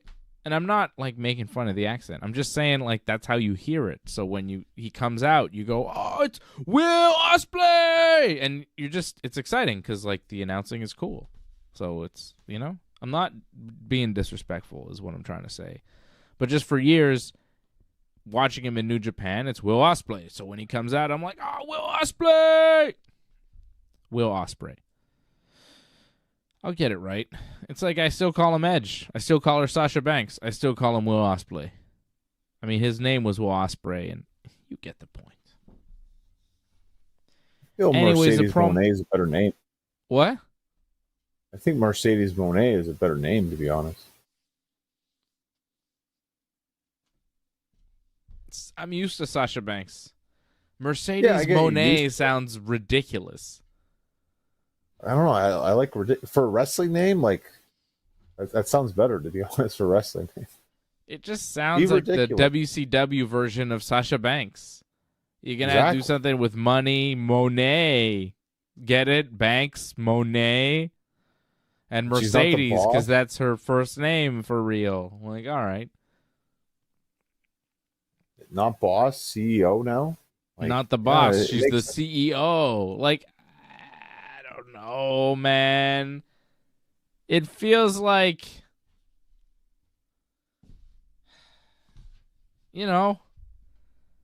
it's like, Earthquake, just saw the Dark Side of the Ring, right? Earthquake goes from WWF, he's Earthquake, and then he goes to WCW, and he was, what was the... He was the Shark. Like, no. Before the Shark, they gave him some other name, like kind of half. It wasn't quite Earthquake, but it was like. I only remember him as the Shark, and then he wasn't the Shark anymore. I think he was just John Tenta afterwards. Yeah, but they gave him some other name that the Avalanche. Oof. So they called him Avalanche when he came in from WWF to WCW. He was Earthquake, and then they're like, well, we can't call him Earthquake, so we'll go Avalanche. But then WWF's like, it's too close. Sue. Right. So then they're like, okay, the Shark, which, didn't work. But, like, that's what Mercedes Moné feels like. It's like she was Earthquake, and now she's Avalanche. She was Sasha Banks, and now she's Mercedes Moné. It's like, there were so many examples of that in WCW. They did it so often.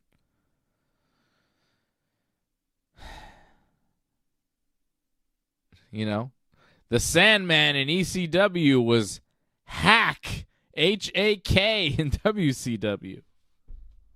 Remember that? Hack. Who came up with that? Fucking Hack. What a dumbass name was that? Jeez. Well, I agree with that comment, though. That's true. Okada versus Omega is money. I think they are building that down the road, right? Because the Bucks, they kind of said Kenny suspended, kicked out, whatever, of the Elite, and Okada's taking his place. I'm sure Kenny will be upset about that when he comes back, and we will set up a great match between Okada and Kenny Omega. In the meantime, we already have a great match set up for AEW's next pay-per-view, AEW Dynasty, April the 21st. It will be Will Ospreay versus Bryan Danielson. And all the matches they announced at WrestleMania, all the things that are happening, all the matches that have been announced in all the big companies in pro wrestling, there is nothing that I look forward to more than Will Ospreay, Bryan Danielson, which could be the greatest professional wrestling match of all time. It may be the best match we ever see. The promo from Will Ospreay was tremendous. Fired up Ospreay. The crowd was eating it up, loving it. Ospreay's on fire. The charisma, the promo, it's just like it's clicking in every single way for Will Ospreay. The matches are unbelievable, but they've always been unbelievable. But the promo and the character and the crowd with him, it's like it's a different level right now for Will Ospreay. I'm very excited at what the future holds for this guy. I have been saying for years that Will Ospreay may be the best wrestler in the world today, and now he is on North American television, and a big chunk of the wrestling world is seeing him for the first time, and they are blown away, and they should be, because this guy has been killing it in Japan for years and years, and now in AEW, he's showing a different audience what he can do, and it's very exciting to see what Will Ospreay is doing right now and what the future holds for Will Ospreay, a future AEW World Champion. I would say without a doubt. There are so many big matches for Ospreay right now, just scratching the surface. The match with Bryan Danielson coming up is going to be, oh my God, I can't wait. Like, I woke up this morning and I was like, wow, Will Ospreay is going to wrestle Bryan Danielson in like a month. It's going to be so good. So good. And I was like, there's nothing else I'm looking forward to more than that match. As far as wrestling goes, opening day for the Yankees is what I'm looking forward to the most. But wrestling-wise, there's no match that's been announced by WWE or AEW for any show, any event, whatever, that is more exciting to me as a wrestling fan than Bryan Danielson, my favorite wrestler, versus Will Ospreay, one of my other favorite wrestlers. And when Danielson retires, it may be Ospreay as the number one guy in professional wrestling. Wow. The promo really impressed me this week on Dynamite from Ospreay. I was like, okay, he's got this too. He's got this going for him too. He's got everything. There is no stopping him. People should really pay attention because this is going to be, I think, a legendary run that we're seeing. I think we're going to see some incredible stuff. As long as he stays healthy, we're going to see some incredible stuff over the next few years from Will Ospreay and AEW. So get ready, wrestling fans. It's going to be awesome. No, I get you, and I thought Collision was probably better because they had an actual confrontation there, and they set the match up on Collision. But it was nice to see on Dynamite that he was able to get over with the crowd without Danielson there. So it just shows you that he can carry a promo by himself, and he can do questions with Shivani as well. So he's got that down, which is great. And obviously the matches, there's no problems there. This kind of reminds me, I got to get on that Fight TV deal that they have, because you can get 3 AEW pay-per-views for the price of 2. So I got to jump on that before that disappears. That's a pretty good deal. That is pretty good. Jay White, Darby Allin, we talked about that. Incredible match. The finish came when Darby missed a coffin drop off the top rope, hit the ring apron, fell on the outside, a ridiculous bump, almost got counted out, rolled back into the ring at the count of 9, then got hit with the Blade Runner, the finish from Jay White, and got pinned. Match was incredible. Match of the night. The Guns and Jay White start beating up on Darby after the match, but then the Acclaimed and Daddy Ass, who have been with the Guns and Jay White as the Bang Bang Scissor Gang, they show up to stop them from doing the bad things, attacking Darby because they're trying to be baby faces. And the Acclaimed help Darby out of the ring, and then Daddy Ass gets in Jay White's face, and then he turns around, and then Jay White hits him with a steel chair, and then the Guns and the Acclaimed start brawling, and then the Guns and Jay White take out the Acclaimed and Daddy Ass, and they wrap Darby's ankle in a chair, and then they hit him with a baseball bat to set up an injury storyline for Darby, and it turns out he's actually injured. Kind of a mess post-match. The fact that they put these two teams together and then split them up so soon after feels like there was no real plan. I don't get it. I think there was a bit of a interest in that to see what would it be like, because there was a need for it, right? Because the Undisputed Kingdom was around, we need to join forces against them. I never went against them whatsoever, but there was a reason for it. And I think people realized them together, it was just kind of ridiculous when you have 2 trios champions teams together. It felt too much.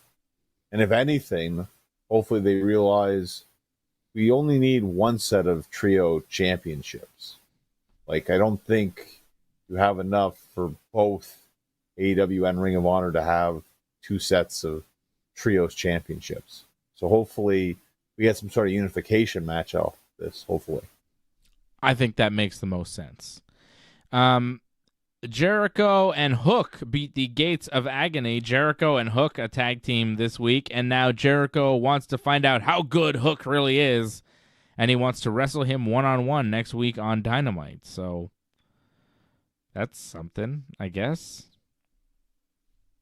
I mean, it gives the Canadian audience a chance to see Jericho. So yeah, that's what I think he wants to do and the fans want to see. So that's not a bad thing. Hook's not the most intriguing match for him, but it's something different. And he's going to lose to Hook in Canada on Dynamite? I don't think he should. I mean, it's not a title match. So I'd have Jericho win that one, to be honest. I would too, but Hook doesn't lose a lot of matches. What's he going to do, take the Judas effect and get pinned? Yeah. He's lost to Moxley. He lost to Jungle Boy. Okay. He'll lose again. All right. And then the main event, John, was not the world title match, not the crazy match with Darby and Jay White. It was Willow Nightingale versus Riho, where the winner earns a shot at Julia Hart and her TBS title. I mean, I get why they made it the main event, because Julia Hart and Sky Blue, they did an attack on Willow after the match when Willow beat Riho and became the number one contender. And then Mercedes Moné, who's from Boston, who made her debut earlier in the night, she comes out, makes a save, everybody runs off. So they did it to have another, shot at Mercedes Moné at the end of the show, and I get it, but it was a weird spot to have Willow and Riho in the main event when you have all these big matches before. This did not feel like a big match. I know it was to get a shot at the TBS title, but it's not even the main women's title in AEW. Right. And Samoa Joe did defend the world title earlier in the night, and you had Jay White and Darby and Okada and the Bucks. I mean, there were a lot of big matches on this card, and Willow and Riho did not feel big. Didn't feel like a main event. It was it was just an odd placement on the card, and I get it. It was for Mercedes and everything, but yeah. I don't know about you. I think they didn't take advantage of this because there was a story put in place that Willow took out Mercedes, and they didn't capitalize on that whatsoever. I think Mercedes made some mention that she had history with Willow, but didn't really expand on it whatsoever. So we really didn't get to have that heat because they didn't want Willow to be a heel. But they should have at least mentioned, hey, there's something here that happened, and is she going to hit her or not? You never really had that moment. It was just, save her, that's it. I think they had the whole raise her arm up pretty quickly. There was no tension there whatsoever. Yeah, and kind of disappointing. It could have been more than what it was. Mm-hmm. Mercedes' last match was against Willow, and she got hurt in that match, and something there. Didn't play up on it. Just oh yeah, hey, I know you. I'm gonna help you. And the Willow and Riho match wasn't that great. Riho hitting these suplexes on Willow. I go, scary. Come on. The Northern Lights suplex, it's not working. She doesn't have the strength to do it. Willow's got to throw herself back on her own head, and it's just it looks so bad. And you look at them when Riho grabs Willow, you're like, well, she can't lift her. Obviously, there's just no way. Looking at her, looking at the other one, there's no muscle tone there. It's not like she's small but super jacked. She's in good shape, but she's not looking like a powerhouse that's going to be able to do that to Willow. And she does these suplexes that look awful. And she hit 3 or 4 of them in the match, and I was like, she hit one on the apron that was just so ugly. Yeah, the Northern Lights suplex in the ring looked like almost broke Willow's neck. It was just, It was just such a mess, and for Riho to be this one of these mainstays in their division and to have this type of match and to do these types of moves that make no sense whatsoever. I mean, when she's wrestling Britt Baker and she's wrestling, even the Thunder Rosas and the Sheetas and everybody else that she's wrestled before, it kind of works. I don't remember her throwing Nyla Rose around like this when she was wrestling her. And doing it to Willow, who's just too big to do it to. It looked awful. It looked so fake. It was really bad. It was not a good match. Like, I wanted to be a good match. I think Willow did the best she could, but it's just, I don't know, man. I mean, Willow does have to agree to be like, yeah, we're going to do these suplexes here, this suplex spot here. It's like, yo, she can't suplex you. It didn't work. It didn't work at all. And the show was about Mercedes, and it's fine. And I'm not mad that it was in the main event. I just think that the match was bad, and it wasn't worthy of the main event on the show that was so good. Well, another problem, too, was you had face versus face. Where's the heat? It's hard for people to get behind that. I mean, people got behind it because they like both of them, and they'll just say, this is awesome because they want to like the match. But it doesn't mean that they're really into it that much, and it felt like at some moments they weren't. And yes, some of the moves looked very bad. Yep. And they just like to kind of force that Rio can do these incredible moves, but in reality, it's just the other person jumping like crazy to try to make it look good, and sometimes it doesn't work out too well, and it didn't work out too well in this match. And it backfired, sadly. It just wasn't as good as it could have been, and I don't think it really had that potential to be a main event, sadly. Yep. It was kind of a dud ending to an otherwise very good episode of Dynamite. And the fact that it was a dud ending with the big debut of Mercedes Moné, like she came out at the beginning and then she comes out at the end and it's kind of a flat finish, you go, that debut kind of missed. Yes, and like I look at more in the sense that, she showed up, people were talking about it in terms of like where they're going from here. I'm sure a lot of people have questions. I have questions. We all have questions about it. But you also want to kind of tune in to see what's going to happen now, in a sense. Yeah, I'm excited to see where they go from here with Mercedes. I think the matches she's going to have are going to be phenomenal. I just don't think the debut was that great. I don't think it was a very exciting way to start out. I think the promo was and the dancing was weird, and then the thing at the end of the show wasn't spectacular. But and also, we've known for months that she's going to be in AEW. We've known for months that this show was going to be about her. They said Boston with 2 S's. I mean, we all knew that it was going to be for Sasha Banks. It was obvious she was going to be on this show. So when she finally comes out, it's like, yep, okay, here you are. We knew it. All right, good to see you. But now it's like, okay, now let's go forward and let's see what she actually does in AEW. She showed up. She made her debut. She said a couple things. Let's see where she goes and what she does. And I think it's going to be very good because she's an excellent talent. So hopefully it will be good. Angelo saying, what happened to Britt Baker? I think she was injured, right? But she should be coming back soon. Maybe she's coming back next week because didn't Deonna Purrazzo say that she has like a partner to face Toni Storm and Mariah May next week? Okay. Could be Britt Baker. That would be good. That would be another boost to the roster, right? Huge. Yeah. Huge star coming back to the roster. That would be huge. Angelo also telling me that the Yankees opening day starter will be Nestor Cortez. Yes, I am aware. Nestor Cortez, Nasty Nestor, will be the Yankees opening day starter in Houston. They play their first game in Houston against the Astros, which sucks. I think they're going to lose their first game. Nestor on the mound against Houston opening day. I don't like that. I don't like those odds. I think we might lose. It's not over yet. Just got to think of it like that.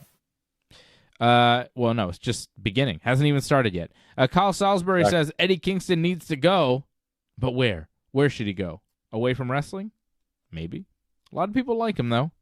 I'm not one of them, but, Shout out to Tony Mack watching. Been out drinking and just saying hello. Hello, Tony, out in London. Real late, out in London, England.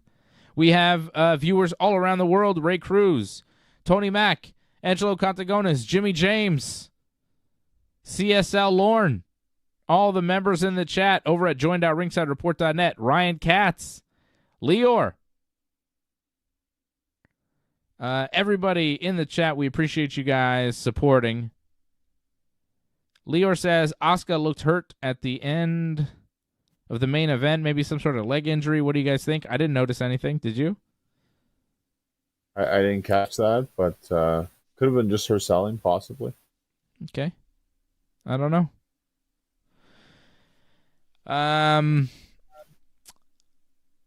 We will not be on next week. We are off next Friday because I will be going to the Montreal Quintet Presents Jiu-Jitsu Trifecta. So it's going to be a jiu-jitsu event called Trifecta. It's 3-person teams. It's a 3-person team tournament featuring some of the top jiu-jitsu gyms around, including 10th Planet Jiu-Jitsu, where I'm a member, and Fred is a member, and some other gyms across the city and the province and beyond. I think there might be a team or two from Ontario as well. So a lot of teams represented. We got 1 heavyweight, 1 lightweight, and 1 female competitor on each team, and each category faces each other, and it's best 2 out of 3, and the teams move on, and it's going to be real fun, live, in person. And that's where I will be next Friday. So we'll be unable to do the live Wrestling Uncensored next Friday night because I will be at the Trifecta Jiu-Jitsu with Freddie and AJ. But we will definitely... And we got details on our website, apparently, for tickets to that Quintet event. So you can go to our website, ringsidereport.net, for details on that and so many other things in the world of mixed martial arts and professional wrestling. Johnny North, who will not be on next week, we will be back on in a couple of weeks' time for more wrestling talk. And if anything breaks, if anything crazy happens, we'll jump on and do a special.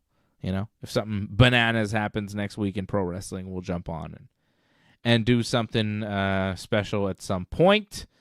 But the plan is no Wrestling Uncensored, unfortunately, exceptionally, next Friday.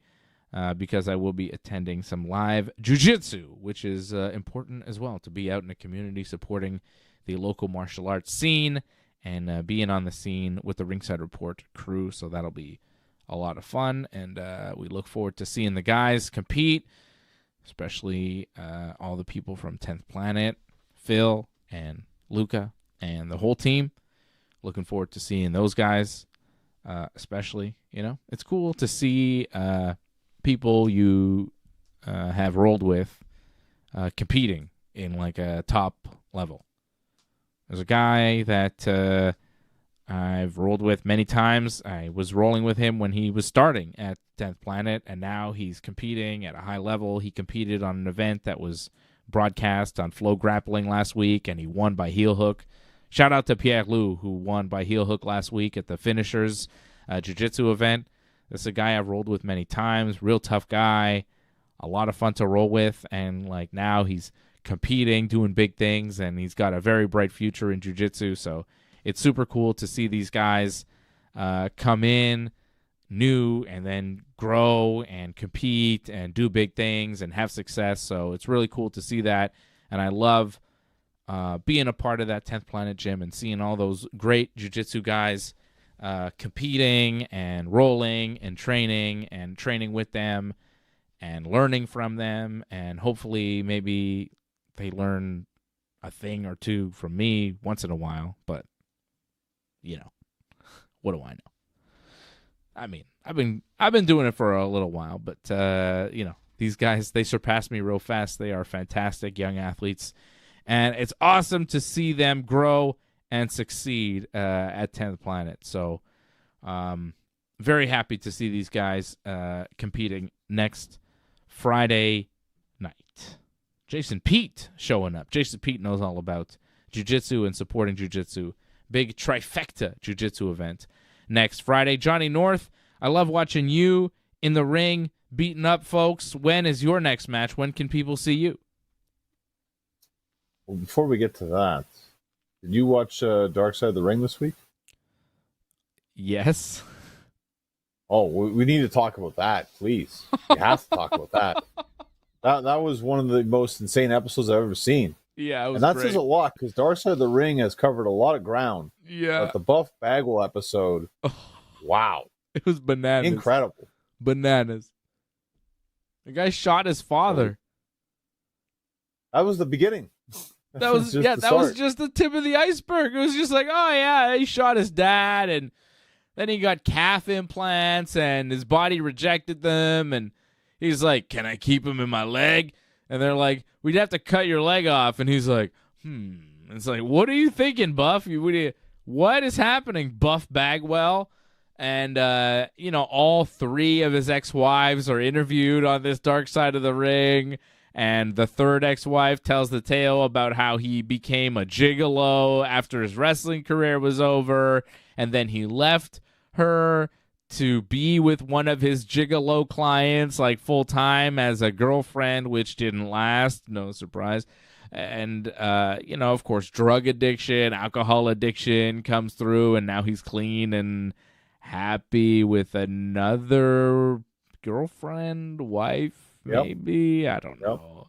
It's a crazy, crazy story. I mean, I'm just giving you the bullet points, but that's really the gist of it, right? Did I miss any other crazy detail?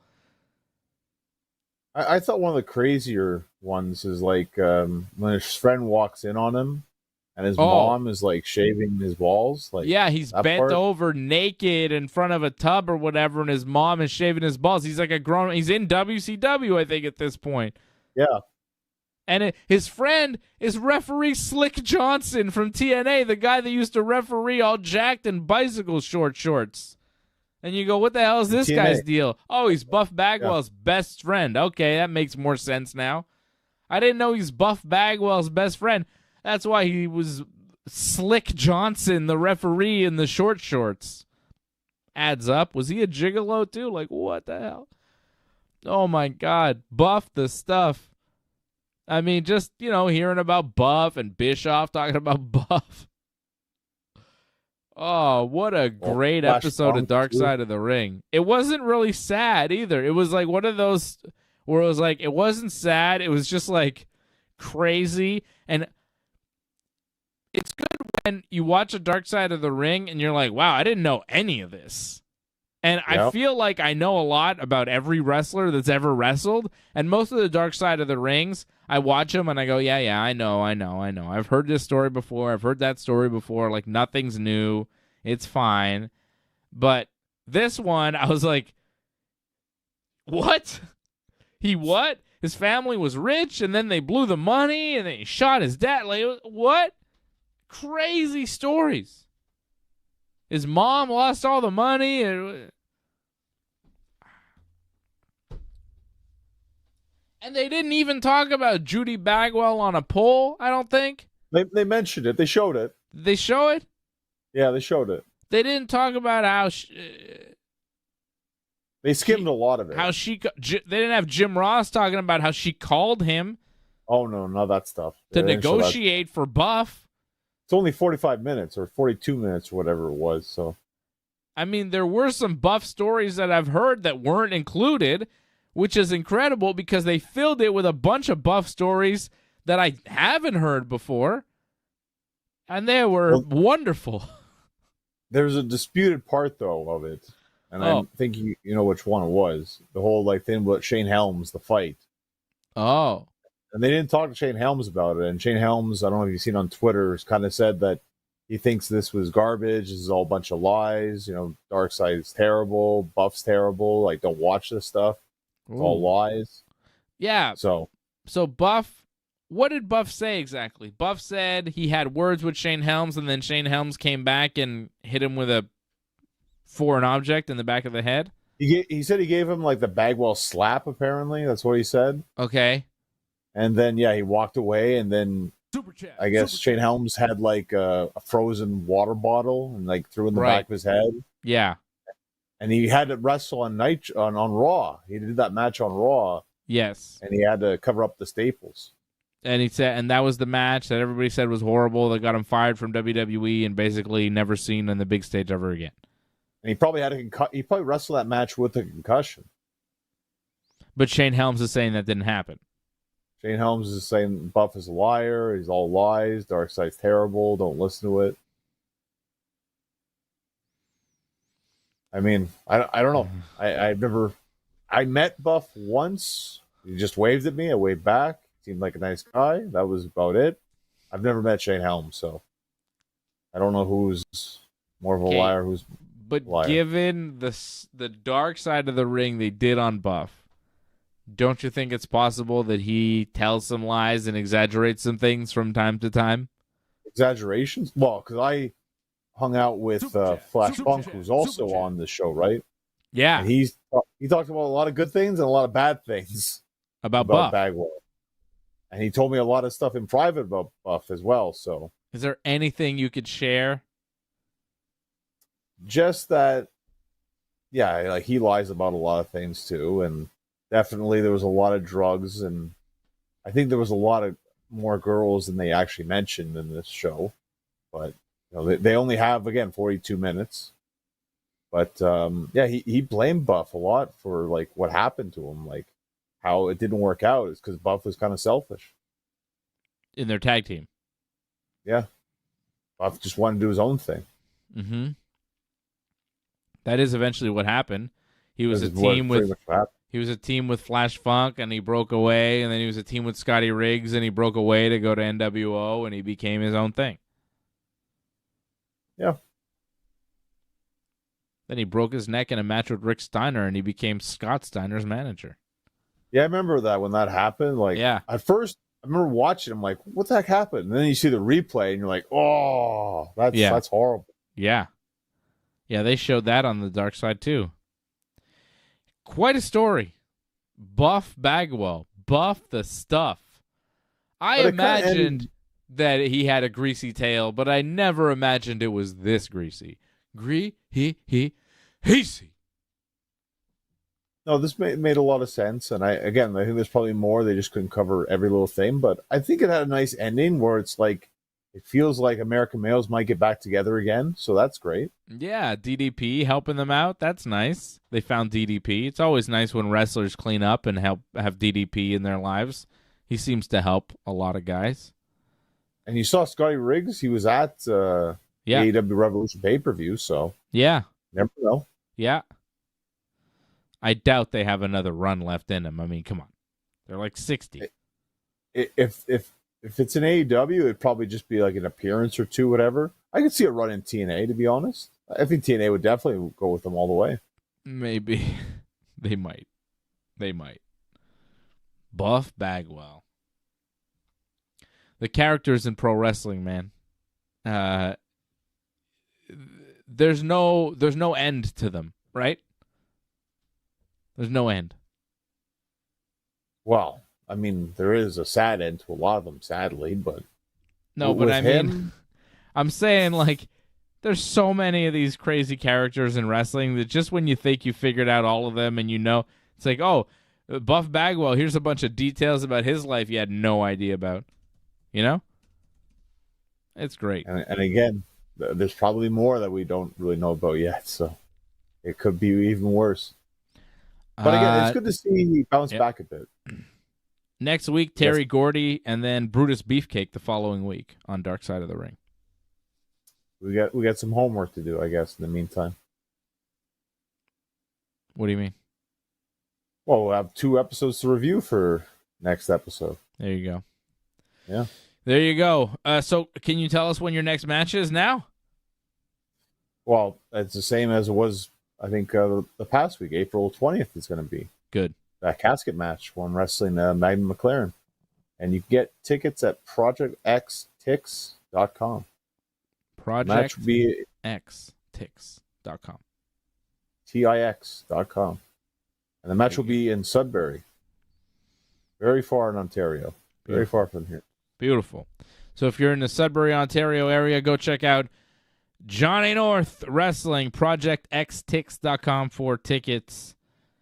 Tickets are available now. Shout out to Angelo Contagonis, dropping the super chat. He's the super chat leader of the night. He says, thank you for the content you put out every week. Well, thank you to Angelo for supporting the channel, and to everybody who supports the channel and is a member and watches and all those things.